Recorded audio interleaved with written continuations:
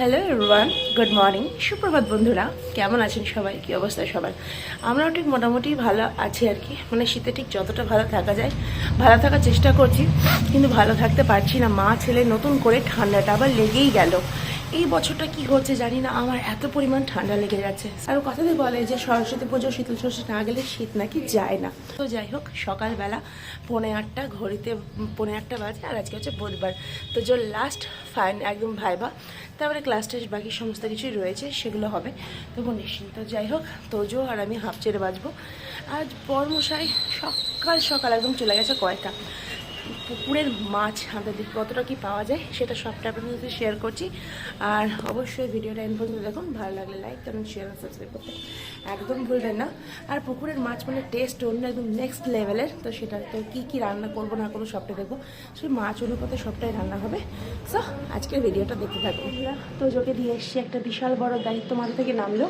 আর তারপরে আমার হাঁটাহাঁটি সেটাও হলো। মানে সকালবেলা হাঁটলে না বড্ড এনার্জি পায়, কিন্তু তখনই ভালো থাকে তখনই খারাপ থাকে। এনার্জি আর পাওয়া যায় না পাওয়া যায় এরকম হয়ে গেছে। এবার গরম গরম চা বসাবো, চাটা খেয়ে বাবার জন্য ব্রেকফাস্ট বলে দেবো। বাবা কয়টা নিয়ে চলে যাবে, আর বরমশাই কয়টা থেকে মাছটা নিয়ে চলে আসবে। গরম গরম চা আর বিস্কুট নিয়ে হাজির। এটা খেলে মনে হবে যেন ধরে প্রাণ এলো, নাহলে বাপরে এটা একদম এখন টনিকের মতন কাজ করছে। তো যাই হোক, চাটা খেয়ে নিই। বাবার টিফিন সব কিছু রেডি করে দিয়েছি, আর বরমশাই ওকে একবার একটু চাটা করে দেবো। তো যাই হোক, ওরা এখন আসছে আস্তে আস্তে।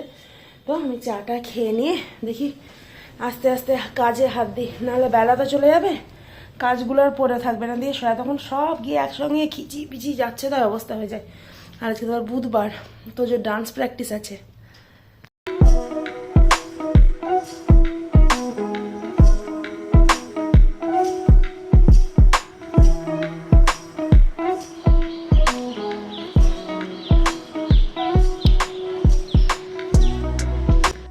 বলছি এই দিকটাতে অপরাজিতা গাছটা আছে না, অপরাজিতা গাছের দেখো সিম হয়েছে। এই সিমটা কি খাওয়া যাবে?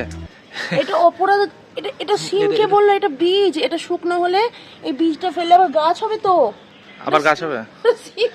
সিমের মতোই তো লাগছে, তার জন্যই বললাম যে এটা সিম হলেও হতে পারে। কত সুন্দর লাগছে, একদম সিম অরিজিনাল। যদি আমি এটা সিমটা যদি সিম বলে তোমার এখানে যদি দিয়ে দেই না, তুমি এটা তরকারি করে দেবে। হ্যাঁ হ্যাঁ, সিমের তরকারি। দেখো অপরাজিতা ফুটছে না। অপরাজিতা এই সময়টাতে ফোটে না এই ঠান্ডাতে। এই কটা ফুল পেলাম কে বলবেন আজকে? কে তো কি রক্ত গাদার জবা, ব্যাস খুবই অল্প পেলাম না। চলো এবার নিচে যাওয়া যাক নাকি? হ্যাঁ, অপরাজিতা নেই তো। এই দেখো এখানে পেয়েছি। এখানে একটা মাত্র আছে। আমার মহাদেবকে দেওয়া হবে। চলো নিচে যাই। ছাদ থেকে নেমে এসে তড়িঘড়ি করে আগে ঠাকুরকে ফুল টুল দিয়ে বাসন মেজে এখন পরিষ্কার করে রেখে দিলাম। আর এবার বসাবো চা, যেহেতু বরমশাই চলে এসে চা খাবো দুজন মিলে, তারপরে ব্রেকফাস্ট করবো। তো আমাদের চা এখানে হাজির, আর আমার কর্তামশাই খেতেও শুরু করেছে। বলছি আজকে সূর্য কি পশ্চিম দিকে উঠেছে? কেন কেন কেন? ঢুকতে না ঢুকতে একদম চায়ের কাপ হাতে। এ বাবা, তো চা দিতে পারি না? ঠান্ডা থেকে এসছো বলেই তো দিলাম, যে খাও, শরীরটা একটু ভালো হবে, এনার্জি পাবে। এনার্জি তো পাই, কিন্তু সবসময় কি তাই হয়? সবসময় চা খাওয়া স্বাস্থ্যের পক্ষে ভালো না, সেটা ডাক্তারে বলে, তুমিও বলছো। আমি তোমার ডাক্তার। এই আমার চা, এবার আমি এটা খেতে শুরু করি। আমার হয়ে গেছে খাওয়া। তোমার বেশিক্ষণ লাগে না তো খেতে? তোমার কোনো খাবারই খেতে বেশিক্ষণ সময় লাগে না। ভালো জিনিস তাড়াতাড়ি খেতে হয়। না, আমি এখন বেশি গরম খাবো না। যে খাবো তাহলে ভাগ দিতে হবে। না না, ভাগের জন্য আমি এখন বেশি গরম খাবো না, হালকা হালকা গরম খাই। খাও, অসুবিধা কিছু নেই। কেন হালকা হালকা গরম?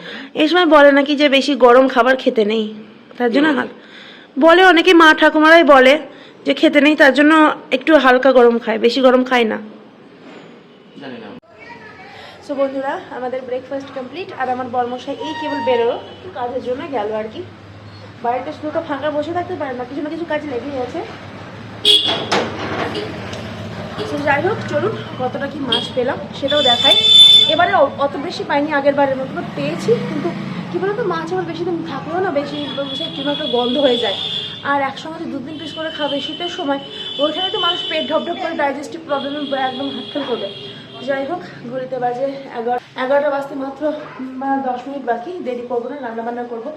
মাছটা দুবেলার মতন করে নেব। তবুও থেকে যাবে, তারপর ধরুন পরের দিনকেও রান্না হবে। তো দেখি আজকে কী রান্না করি, আমি সবজিগুলো কেটে আসছি। এটা আপনাদেরকে দেখাবো করে দেখানো হচ্ছিল না, এই যে কেটে একদম বেছে হলুদ লবণ মাখিয়ে দিয়ে রাখা আছে। এত মাছ হয়েছে, তো আজকে তো হবে দুবেলা, আর কালকের জন্য একদম ফ্রিজে চটজলদি করে ভরে রাখবো, কারণ সকালবেলায় ধরেছে কাটা হয়ে গেছে। এই যে আজকের মাছ এতগুলো, আর সত্যি পুকুরের মাছ মানে একটা অন্যরকমের ব্যাপার। কিন্তু কি বলুন তো, এই মাছগুলো হয়তো একবার করেই ধরা হয়, তাই আমাদেরকে মাছটা বেশিরভাগ কিনে খেতে হয়। আর যখন পুকুরের পাওয়া যায় তখন অন্য রকমের একটা ইমোশন কাজ করে। বুঝলো, আজকে জমিয়ে মাছ মশলা আরও অনেক কিছু রান্না হবে।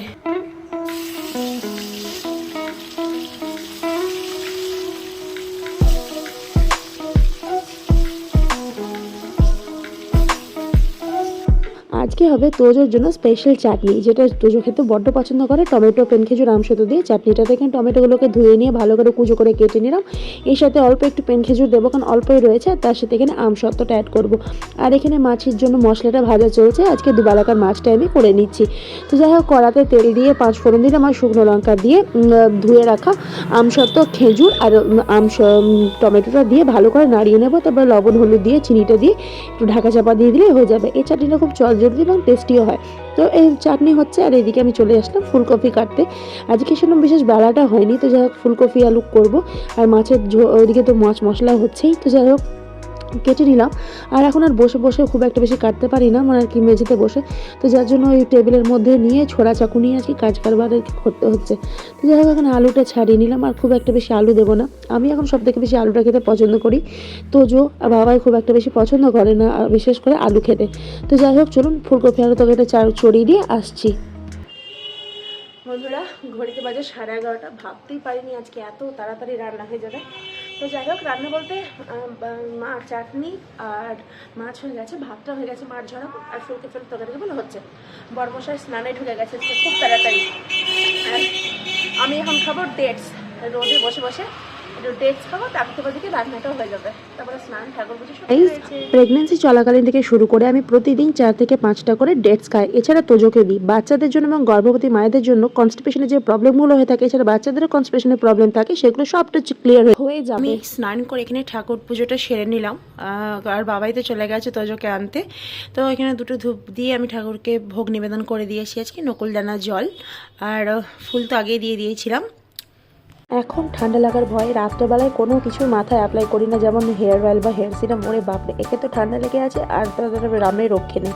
তো যাই হোক, এখানে স্নান করার পরে আমি হেয়ার সিরামটা লাগিয়ে নিলাম, আর তোজো চলে এসছে। চটপট করে বাবা ছেলেকে খাবার দিয়ে এখানে আমার খাবারটা নিয়ে নিয়েছি, আর বাবার খাবারটা ঢেকে দিলাম। বাবাকে বল স্নান করতে ঢুকেছে, চলুন খাওয়া দাওয়া করে একদম আসছি। খাওয়া দাওয়া কাজকর্ম সারতে না সারতে সময় হয়ে গেল তোজোর ডান্স ক্লাসের। আর সামনে যেহেতু প্রোগ্রাম আছে, তাই ফুল জোর কদমে প্র্যাকটিস চলছে। একটু যে বাড়িতে শুয়ে বসে রেস্ট নেবো সেই সময়টা নেই। তো তোজোর দাদা আর আমরা বেরিয়ে পড়লাম এখন প্র্যাকটিসের উদ্দেশ্যে। না দাঁড়া দাঁড়া,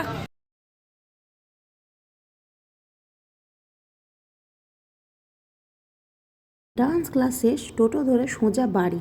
যেহেতু সন্ধে দেওয়ার সময় হয়ে গেছে, আর বাড়িতে আমি না গেলে সন্ধেবাতি পড়বে না, তার জন্য চটজলদি করে তড়িঘড়ি টোটোতে করে বাড়ি চলে আসলাম। বন্ধুরা, এই কেবল জাস্ট বাড়ি ঢুকলাম, 6:35 বাজে। আসার সময় তোজোর জন্য একটা মেডিসিন খাই, অ্যালার্জেটিক প্রবলেম, যেহেতু একটু ঠান্ডা লেগেছে, অ্যালার্জেটিক ঠান্ডা লাগা বলছে ওটা, তার জন্য মেডিসিনটা নিয়ে এলাম। আর আমার ঠান্ডা এখন লেগেছে, তার কোনো ইয়ে নেই, জ্বরটা হলে ওই শরীরে ব্যথা হলে প্যারাসিটামলটাই খাবার পারমিশন আছে। তো চলুন এবার জামা কাপড় ছেড়ে হাত পা ধুয়ে সন্ধে দেবো। তা করতে যদি বর্মশাইতে আসে তো ভালো, না হলে আমি আর সমস্যা মিলে চা করে দুজনে খাবো।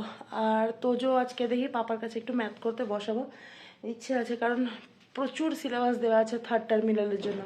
সো এখন তো নয়, আসুক তারপরে। ঠাকুরকে সন্ধে প্রদীপ দিয়ে জ্বালিয়ে দিয়েছি। এবার করব চা। বাবাই ফোন করেছিল যে বেরিয়ে যাচ্ছি, তাহলে ঠিক আছে, অসুবিধা নেই, আস্তে আস্তে আমার চা করা করা সবই হয়ে যাবে। তো এবার এই জামাটা ছাড়বো। আর তোজো দেখি চলুন কী করতে বসেছে। তোজো এখন কী করছে? তোজো কালকে ছুটি পেয়েছে, খুব আনন্দ, স্কুল ছুটি। তুমি কি করছো মা? এটা স্কুলের হোমওয়ার্ক হচ্ছে, ড্রয়িং। আচ্ছা করে নাও। তুমি কি কিছু খাবে এখন? দুধ বিস্কিট দেবো? কেন না, এখন খাবো না। দুধ খেতে বললে জানেন এই ছেলেটা না মুখ কেমন করে সিট করে না, বিরক্ত লাগে। যেন খুব বাজে একটা খাবার ওকে আমি খেতে দিচ্ছি। আচ্ছা ড্রয়িং করে নাও। তো বন্ধুরা এবার চা বসাবো। দুধটা সবার আগে ফুটতে দেবো, না ফুটতে দিলে হবে না। সকালবেলায় দেখলাম দরকার ছিল না, মানে একটু দুধ ছিল, সেটা দিয়ে আমাদের 2-3 বারকার চা হয়ে গেছে। তবে এটা ফুটতে দিয়ে দিই, তারপরে বাবাকে ওঠাবো। আর রাত্রে রান্না বলতে মাছ আমি করে রেখেছি, একটু ভাত ডাল আলু সেদ্ধ করে নেবো। আর মাছ থাকলে কি লাগে, তো তখন খাবো না, বলছি থেকে একটু ড্রয়িং করুক, তারপরে ভুলিয়ে ভালিয়ে তখন একটু দুধ বিস্কিট খাওয়াবো। আর আমার বাড়িতে এখন 2 রকমের চাটনি স্টক করে রেখেছি, এই দেখুন আমলকির চাটনি ওটা, আর তার সাথে যেটা আজকে বানালাম।